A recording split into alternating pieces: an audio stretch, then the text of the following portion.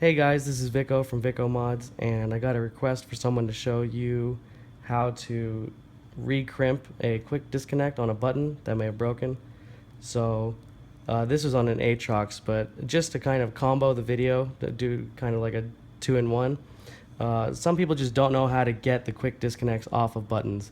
I have here the Mad Catz TE2 harness, which has the easy to remove quick disconnects, and these are actually a little bit tricky.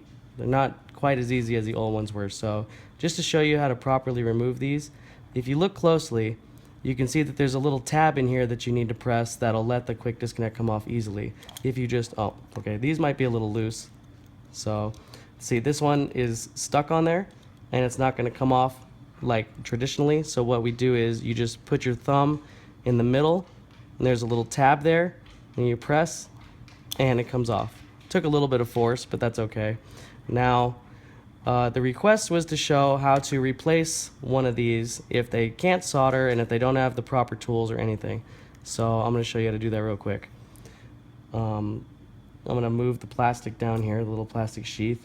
Now, I'm just going to use a pair of scissors, a small pair of pliers, and this .110 quick disconnect that you can get at Home Depot or Walmart or wherever.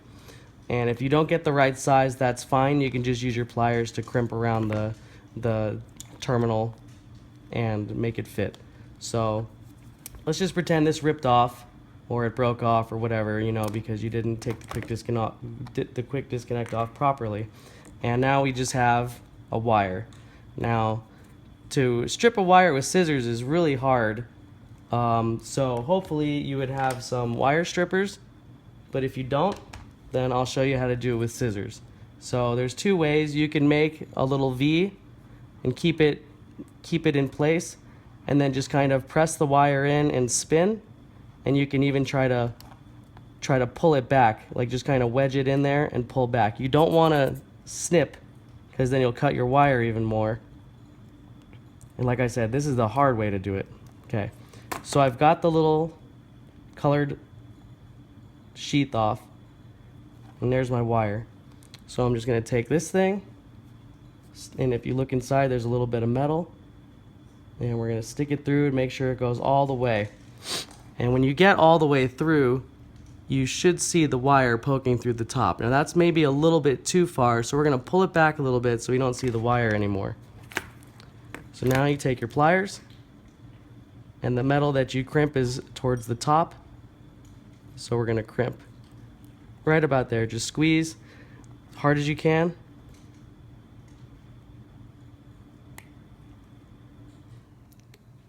And you can also squeeze down here just so it holds on to the insulated part as well.